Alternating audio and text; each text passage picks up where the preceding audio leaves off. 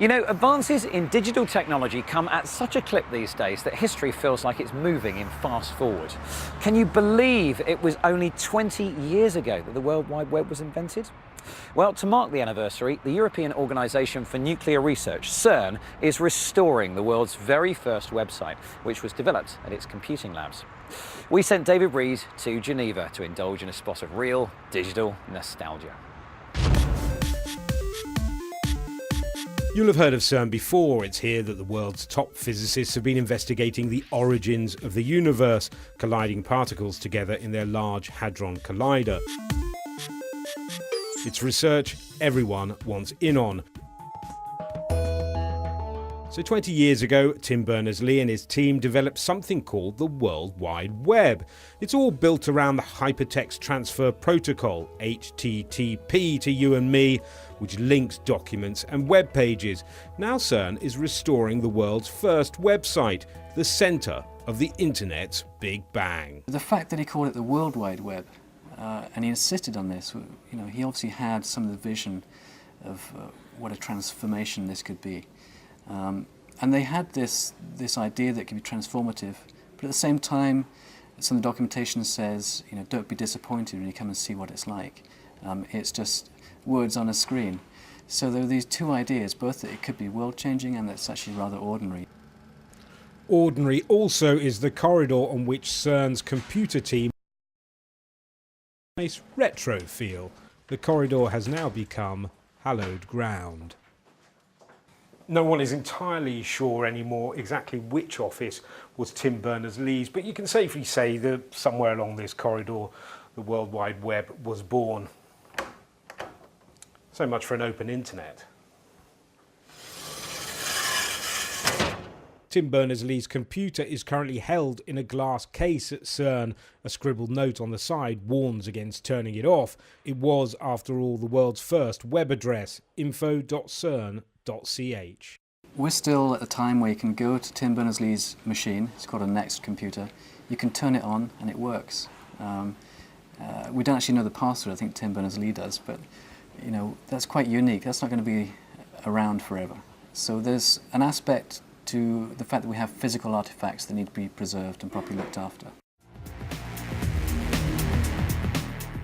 The web's reach is echoed in CERN's Grid, a virtual supercomputer with hardware distributed in 140 computing centres across the world.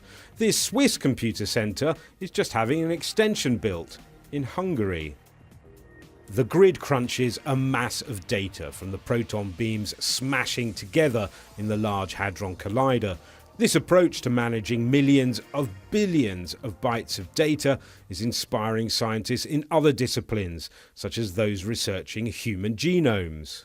Science has to be open, and that's the whole point of science, is that the results that we find are open to everybody, and we apply the same thing to our technology. So the technology that we develop, and we push the frontiers in all areas, including computer science, that technology we make freely available to everybody that we work with and to the public at large. CERN created something that all of us now use every day. And what did they do? They gave it away. Had they licensed it, well, surely they'll be able to pay for their experiments many times over. Potentially, yes, but maybe it wouldn't have taken off in such a way had it been licensed in that manner. That's a great lesson for some of our most precious cultural assets, is maybe we can't monetize them all, and that monetization sometimes stifles them. We managed to catch up with Tim Berners-Lee, and he gave us an insight into what happened behind the scenes when it was finally confirmed that the World Wide Web would be for everyone to use without fee or license. It seems you can't compete with free. Originally, I sort of proposed the web in 1989, coded it up, wrote the code in 1990, and it started to spread. And as it spread, there was another project called Gopher, which was competing. And the University of Minnesota, who owned the Gopher project, whose employees had created it, they sent around a message to people saying, by the way, it's free now, and don't panic now, but in the future, not for the browser, but if you're running a server, maybe, possibly, we will charge you just a small fee.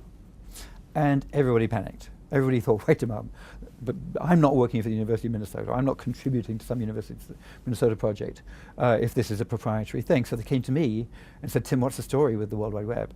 And I said, well, in principle, it's free, but Robert Caillou, my buddy, was badgering the CERN management to make a commitment to say, we are not going to charge royalties. 3 years later, after 18 months of badgering, that the CERN directorate produced this memo which said, you know what, CERN is not going to charge royalties.